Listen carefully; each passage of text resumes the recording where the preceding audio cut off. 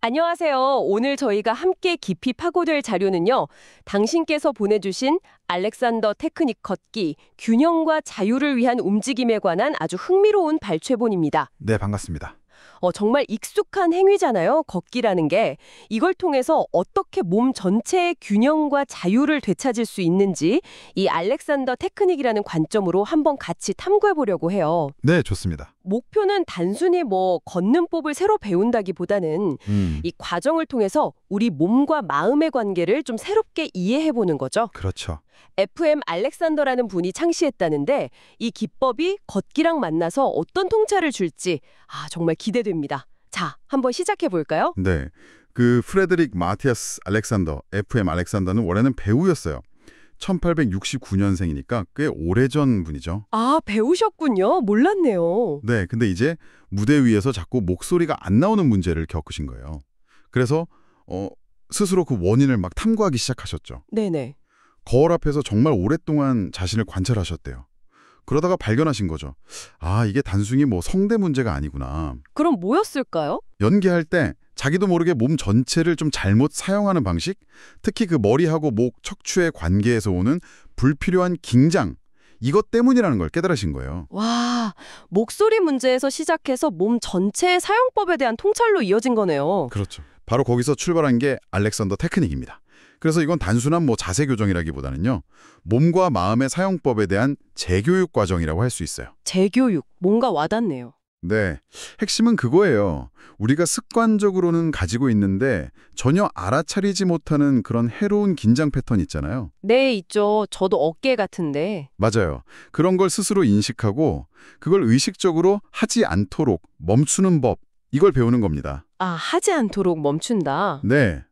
그럼으로써 몸이 원래 가진 자연스러운 조화와 효율성을 회복하도록 돕는, 뭐랄까, 교육적인 접근법인 거죠. 와, 배우였다는 배경도 흥미롭고 재교육이라는 표현도 딱 맞는 것 같아요.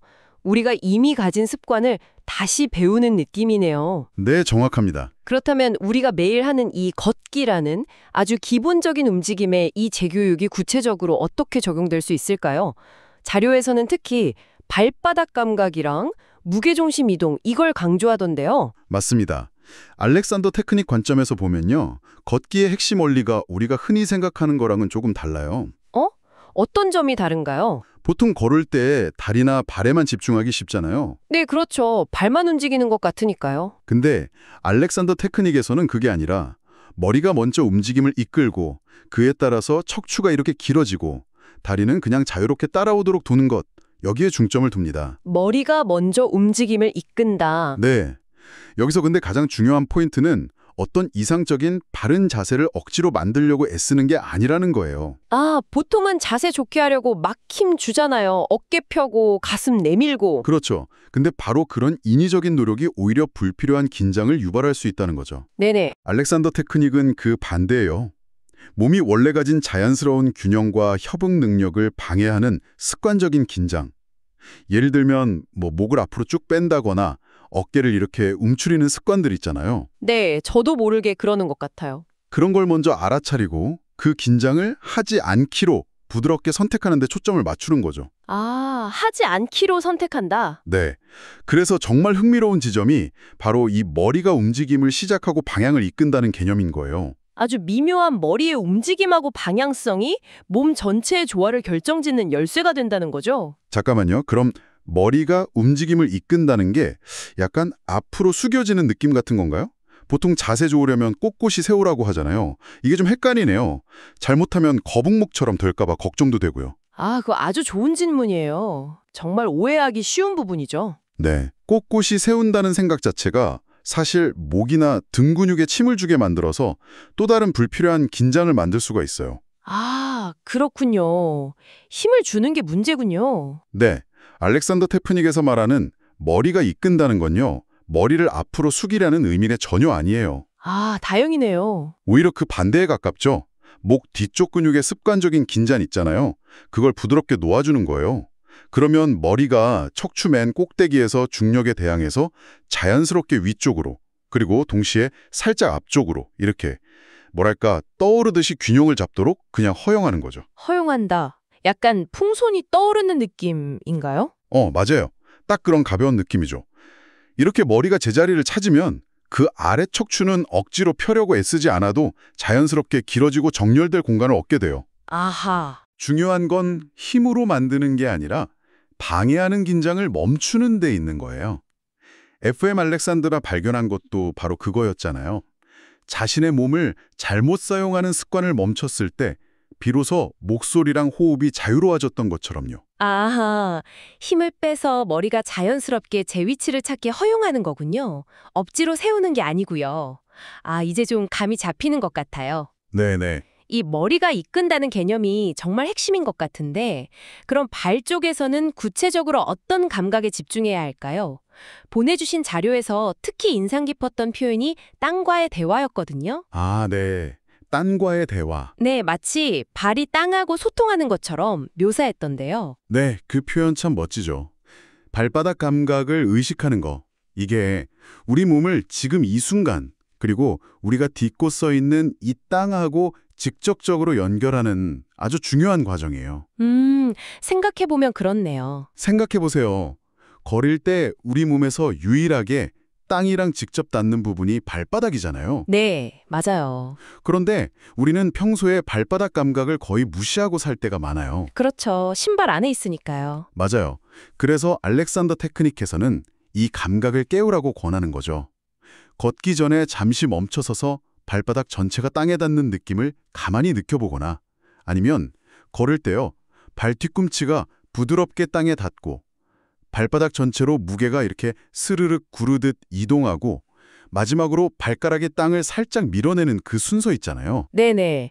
뒤꿈치, 발바닥, 발가락. 네, 그 섬세한 순서와 압력의 변화를 의식적으로 한번 느껴보는 연습을 하는 거예요. 아, 그냥 걷는 게 아니라 느끼면서 걷는 거군요. 그렇죠.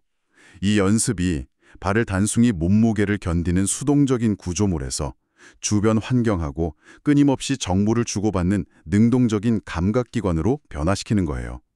이게 진짜 땅과의 대화인 셈이죠. 발바닥이 능동적인 감각기관이라니, 와, 신선한 관점이네요. 발바닥에 귀를 기울이는 느낌이랄까요? 네, 그런 느낌이죠. 이걸 통해서 안정감하고 균형감을 얻을 수 있고요. 그런데 솔직히 말씀드리면요. 걷다 보면 이런 감각에 계속 집중하기가 쉽지는 않을 것 같아요. 금방 다른 생각에 빠지거나 주변 환경에 신경 쓰게 되잖아요. 아, 네, 물론 그렇죠. 계속 의식하려고 애쓰는 것 자체가 또 다른 긴장이 될 수도 있지 않을까요? 아주 현실적인 지적이세요. 맞아요. 처음에는 의식적인 노력이 좀 필요하고 계속 집중하는 게 어려울 수 있습니다. 당연해요. 네. 여기서 중요한 건 완벽하게 계속 집중해야 해. 이런 강박을 갖지 않는 거예요. 알렉산더 테크닉은 노력하지 않음, 넌두잉을 강조하거든요. 노력하지 않음. 네. 그러니까 집중이 흐트러졌다는 걸 알아차렸을 때 아, 내가 또 잊었네 하고 막 자책하기보다는 그냥 부드럽게 다시 발바닥 감각으로 주의를 가져오면 되는 거예요. 마치 명상할 때 호흡으로 돌아오듯이요. 아, 그냥 알아차리고 돌아오면 되는군요. 네. 걷는 동안 몇 번이라도 아, 지금 내 발바닥의 땅을 어떻게 느끼고 있지? 하고 그냥 호기심을 갖고 탐색해보는 것만으로도 충분해요. 호기심을 갖는다. 네. 그리고 자료에서 제안된 것처럼 나는 지금 땅과 대화하고 있어 같은 내적인 스토리텔링을 활용하는 것도 도움이 될 수 있어요. 이런 가벼운 상기는 부담 없이 감각을 깨우는 좋은 방법이죠. 습관을 점진적으로 바꿔나가는 거니까요. 그렇군요. 노력하지 않음이라는 원리가 여기서도 딱 적용되네요. 완벽주의 대신에 부드러운 알아차림이라. 아, 이거 마음에 드네요. 네, 그렇죠. 자, 그럼 다음 요소인 무게중심 이동으로 넘어가 볼까요? 이것도 아까 이야기한 머리가 이끈다는 개념하고 연결될 것 같은데요. 네, 정확합니다. 걷는다는 게 단순히 다리를 번갈아 내딛는 게 아니라 몸 전체의 무게가 부드럽게 옮겨가는 과정이라고 하셨죠. 네, 맞아요. 걷는 동안 무게중심은 한쪽 다리에서 다른 쪽 다리로 끊임없이 그리고 아주 부드럽게 이동해야 해요. 마치 물이 흐르거나 아니면 시계추가 좌우로 흔들리듯이 자연스럽게요. 물 흐르듯이. 네. 그런데 만약에 골반이나 허리, 어깨, 목 주변에 불필요한 긴장이 꽉 잡혀 있다면 어떻게 될까요? 뻣뻣해지겠죠? 잘 안 움직이고. 그렇죠. 몸이 거의 통나무처럼 뻣뻣해져서 이 부드러운 무게 이동이 방해받게 돼요. 그러면 걷는 모습도 좀 둔탁해지고 에너지 효율도 떨어지고 관절에도 무리가 갈 수 있죠. 아, 그렇겠네요. 알렉산더 테크닉에서는 바로 이 불필요한 긴장을 알아차리고 의식적으로 놓아주도록 안내하는 거예요. 놓아준다. 네. 그리고 여기서 다시 머리의 역할이 중요해지는 거죠. 아까 설명했듯이 머리가 위쪽으로 그리고 동시에 살짝 앞쪽으로 자유롭게 떠오르도록 방향성, 디렉션을 주는 겁니다. 방향성, 그게 힘을 주는 건 아니라고 하셨죠? 네, 맞아요. 그게 중요해요. 근육으로 힘을 줘서 특정 자세를 만드는 게 아니라 마음속으로 그런 방향으로 움직임이 일어나도록 의도하고 허용하는 것에 더 가까워요. 의도하고 허용한다. 네. 내 몸이 척추 위에서 자유롭게 균형 잡고 위로 길어지도록 그냥 내버려 둔다와 같은 생각이죠. 자료에 나온 머리가 하늘을 향해 길어지며 몸이 자연스럽게 앞으로 나아간다는 이미지를 활용하는 게 아주 좋은 예시예요. 아, 그 이미지 좋네요. 머리가 하늘을 향해 길어진다? 네. 이 방향성을 유지하면 몸통이랑 다리는 억지로 움직이려고 하지 않아도 머리가 이끄는 방향으로 훨씬 수월하게 따라오면서 무게중심 이동이 아주 자연스러워지는 거죠. 아, 방향성이라는 게 근육의 힘이 아니라 마음의 의도와 허용에 가깝다는 설명이 정말 와닿네요. 머리가 하늘을 향해 길어진다는 이미지만 떠올려도 뭔가 목이랑 어깨가 좀 편안해지는 느낌이 드는 것 같아요. 그렇죠. 이미지만으로도 몸이 반응하는 거죠. 그런데 이 걷기에서의 부드러운 무게중심 이동이 말씀하신 것처럼 단순히 걷는 기술 향상을 넘어서 우리 삶하고도 연결될 수 있다는 점이 정말 흥미로웠어요. 삶의 변화 속 균형 잡기? 이거 좀 더 설명해 주실 수 있나요? 네네. 이게 알렉산더 테크닉의 아주 깊은 통찰 중 하나인데요. 우리가 물리적으로 공간 속에서 몸을 옮기는 방식, 즉 걷는 동안 무게중심을 어떻게 이동시키고 균형을 잡는지가 놀랍게도 우리가 삶에서 어떤 변화나 도전에 어떻게 반응하고 대처하는 방식하고 아주 유사한 면이 있다는 거예요. 정말요? 어떻게 연결되는 거죠? 예를 들어서 걷다가 갑자기 방향을 바꿔야 할 때가 있잖아요. 네, 있죠. 그때 몸이 유연하고 불필요한 긴장이 없다면 부드럽게 전환할 수 있어요. 그렇죠. 하지만 몸이 뻣뻣하게 굳어 있다면 방향 전환이 어렵고 불안정할 거예요. 넘어질 수도 있고요. 그렇죠. 삐끗하거나. 마찬가지로 삶에서 예상치 못한 변화나 어려움에 직면했을 때 우리가 정신적으로나 감정적으로 경직되어 있다면 적응하기 어렵고 스트레스를 많이 받게 돼요. 아, 몸의 경직성이 마음의 경직성과 연결된다. 네, 그런 면이 있죠. 반면에 알렉산더 테크닉 연습을 통해서 몸의 불필요한 긴장을 알아차리고 놓아주는 법을 배우면 이게 단지 신체적인 편안함뿐만 아니라 심리적인 유연성이나 안정감으로도 이어질 수 있다는 거죠. 와, 신기하네요. 그래서 걷는 동안 부드러운 무게중심 이동을 경험하는 것은 마치 삶의 예측 불가능한 흐름 속에서도 내면의 중심을 잃지 않고 유연하게 나아가는 법을 몸으로 배우는 것과 같다고 할 수 있어요. 몸으로 배우는 삶의 지혜. 네, 이 과정을 더 큰 그림하고 연결해보면 결국 몸의 사용법을 바꾸는 것이 삶을 살아가는 태도와 방식을 바꾸는 것과 연결될 수 있다는 거죠. 와, 정말 그렇네요. 걷는 행위 하나를 의식적으로 바라보는 것만으로 이렇게 깊은 성찰까지 가능하다니 놀랍습니다. 단순히 A에서 B로 가는 수단이 아니라 진짜 삶의 태도를 연습하는 과정이 될 수도 있겠군요. 네, 맞습니다. 자료의 마지막 부분에서는 이런 감각과 의미를 내면화하는 데 도움이 되는 스토리텔링 기법을 소개하고 있었어요. 예를 들어서 발바닥이 나를 현재로 데려다 준다. 이런 거요. 네네. 또 머리가 길어지며 나는 공간을 가볍게 가로지른다. 무게중심이 이동할 때 나는 내 삶의 균형을 되찾는다. 같은 문장들이었죠. 이런 비유적인 표현들이 실제 움직임 연습에 어떤 구체적인 효과를 주는 걸까요? 스토리텔링, 즉 내러티브를 활용하는 것은요. 자칫 추상적이거나 기계적으로 느껴질 수 있는 알렉산더 테크닉의 원리들을 훨씬 생생하고 개인적인 경험으로 바꾸는 아주 강력한 도구예요. 강력한 도구다? 네. 제시해 주신 문구들을 한번 볼까요? 발바닥이 나를 현재로 데려다 준다.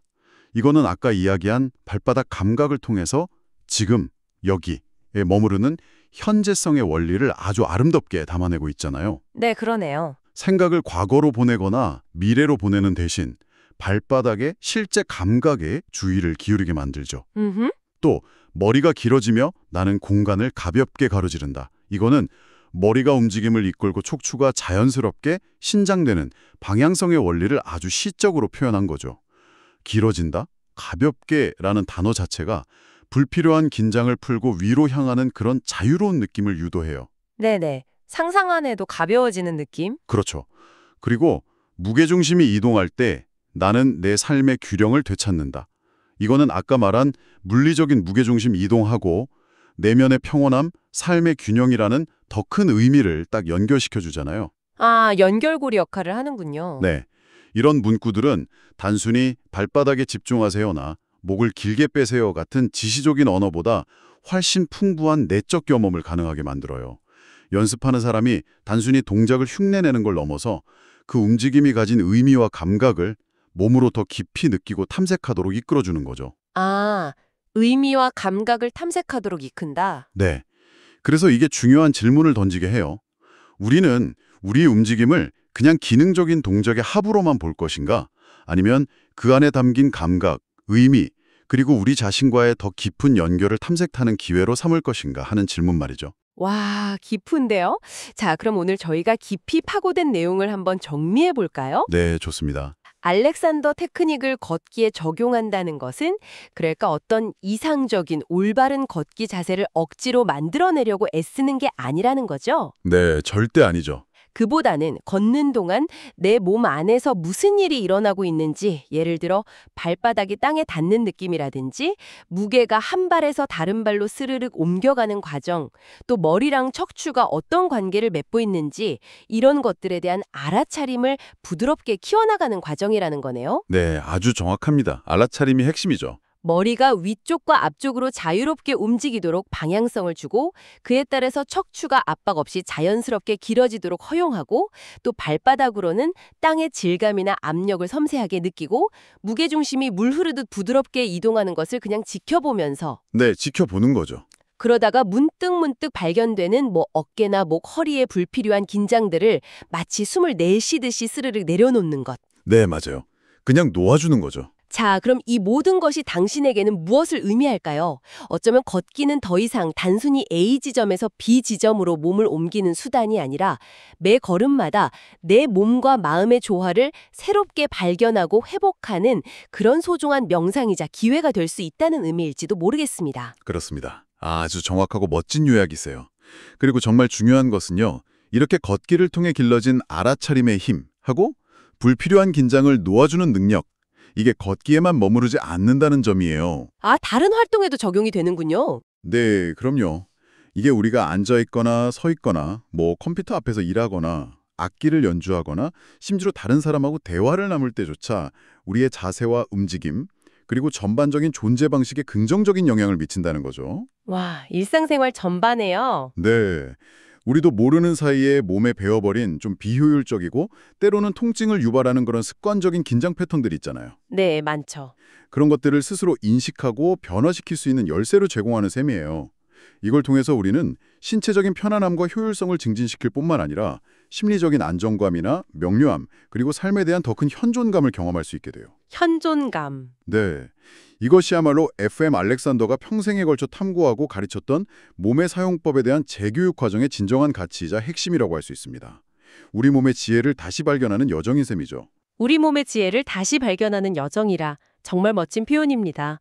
오늘 저희가 살펴본 것처럼 걷기라는 지극히 평범하고 일상적인 움직임에 약간의 의식적인 주의와 호기심을 더하는 것만으로도 몸과 마음의 놀라운 변화가 시작될 수 있다면 한번 잠시 멈춰 생각해 보세요. 네.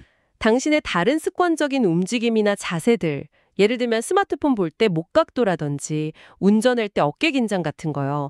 혹은 반복적으로 떠오르는 어떤 생각의 패턴 속에는 어떤 불필요한 그런 알아차리지 못했던 긴장들이 숨어 있을까요? 한번 돌아볼 만하죠. 그리고 그것들을 막 비난하거나 억지로 바꾸려고 애쓰는 대신에 그냥 부드럽게 내가 지금 이렇게 하고 있구나 하고 알아차리는 것만으로 당신은 어떤 새로운 가능성, 어떤 예상치 못한 자유와 편안함을 발견하게 될지 한번 탐색해 보시면 어떨까요? 네, 아주 좋은 질문입니다. 오늘 이 깊은 탐구에 함께해 주셔서 진심으로 감사합니다. 네, 저도 즐거웠습니다. 감사합니다.